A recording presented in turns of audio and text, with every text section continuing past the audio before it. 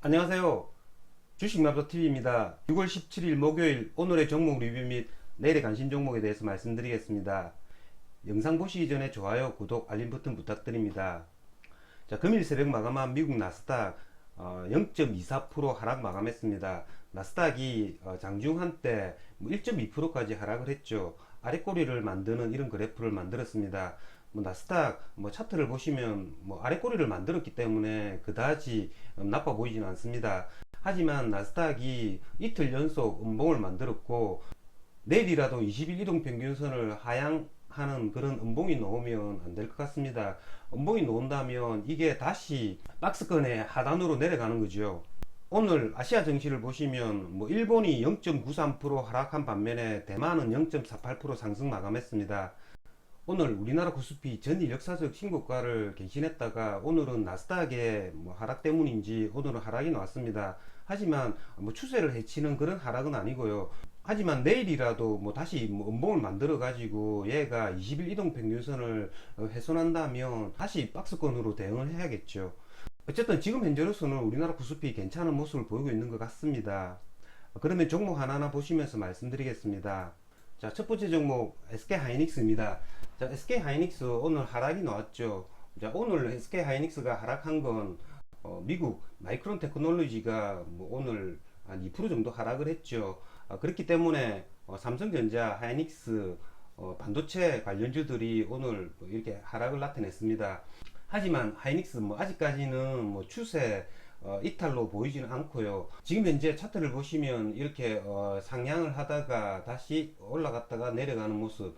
그러니까 하이닉스가 다시 이 12만원 요 부분을 깨뜨리면 안 되겠죠. 12만원은 최소한 지켜줘야 합니다. 그게 그래야지 하이닉스가 다시 반등을 할 수 있는 그런 차트를 만들 것 같습니다.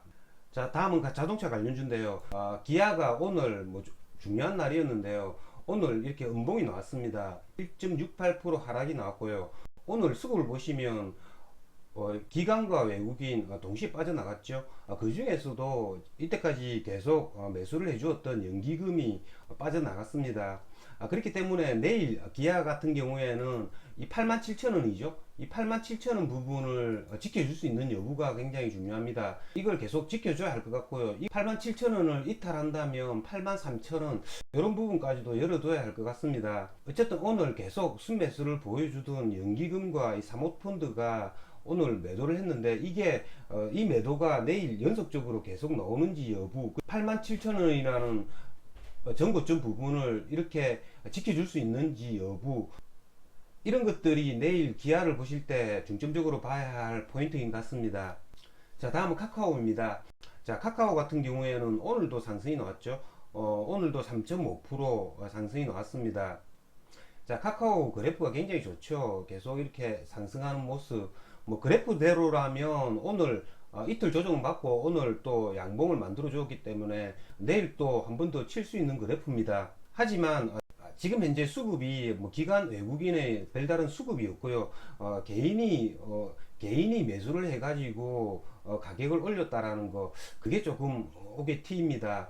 그래프상은 굉장히 좋지만 수급상으로 보시면 카카오가 여기서 더 뚫고 상승할 수 있을까라는 그런 의문을 품게 하는데요. 내일이라도 다시 기관 외국인의 수급이 들어와 가지고 고점을 뚫어준다면 더 크게 갈 수도 있겠죠. 카카오 같은 경우에는 계속 주시하면서 지켜봐야 할 것 같고요. 내일 나스닥이 좀 크게 하락을 한다든지 우리나라 장이 전체적으로 하락 조정을 보인다면 첫 번째 매수 가능한 종목이 이 카카오입니다. 그런 걸 생각해 주시고 내일 거래를 임해야 할 것 같습니다. 자, 다음은 정치 테마주, 오늘 윤석열 관련주인데요. 오늘도 윤석열 관련주 두 종목이 상한가를 갔습니다. SGA가 상한가를 갔고요. 정원 NCS가 상한가를 갔습니다. 얘네들이 오늘 상한가를 간 이유는 윤석열 총장이 공정경제 공약 구상, 그런 이유로 상한가를 갔는데요. 제가 이거 윤석열 관련주들을 추가를 시키다 보니까 한 바닥도 모자랄 것 같습니다. 어쨌든 우스갯소리지만 조금 있다가 복날이 올 건데요. 윤석열 총장이 삼계탕을 먹으면 아마도 육개주가 상한가를 가지 않을까라는 그런 허황된 생각을 한번 해봅니다. 자, 제가 어제 영상에서 말씀드렸죠. 윤석열 관련주 이렇게 새롭게 튀는 애들은 최소한 20% 이상 상승한다고요. 자, SGA 같은 경우에는 처음에 이게 오를 때는 이게 왜 오르는지 몰랐습니다. 9시 35분에 특징주라고 해가지고 윤석열 공정경제 공약 구상이라는 게 떴습니다. 자, 여러분도 자세히 보십시오. 자, 9시 35분이라고 하면 요 부분이죠. 자, 요 부분에 만약에 보셨다면 1250원 이 부분이 7%밖에 되지 않습니다. 그러니까 제가 이렇게 윤석열 관련주로 새로 엮이면 최소한 20%는 바라볼 수 있다고 했죠. 그래서 저는 여기서 매수를 했습니다. 여기서 매수를 해가지고 20% 정도 되는 부분에 매도를 했고요. 상한가를 가길래 상한가 매수를 했다가 얘가 상한가 깨지는 지점에서 다시 매도를 했습니다. 하지만 여기서 한 10% 이상 수익을 냈기 때문에 수익으로 마무리할 수 있었습니다. 얘가 다시 상한가를 붙을 때는 얘를 상한가 붙는 걸 노리지 않았기 때문에 상한가에는 매수를 하지 못했습니다. 어쨌든 이런 거죠. 제가 어저께 방송에서 말씀을 드린 것처럼 윤석열 관련주가 한번 이렇게 가면 20% 이상 간다라고 생각이 들면 이런 부분에서는 그냥 뒤돌아보지 않고 매수를 하는 겁니다.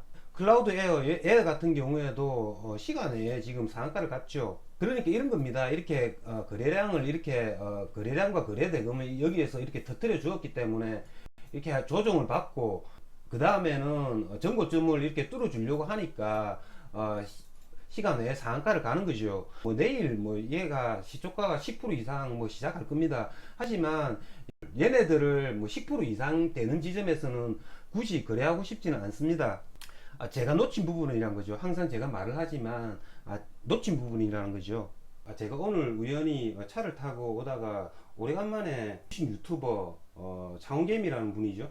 그분 영상을 오래간만에 봤습니다. 제가 요즘에는 그분 영상을 보지 않는데 그분이 한참 초창기 때죠.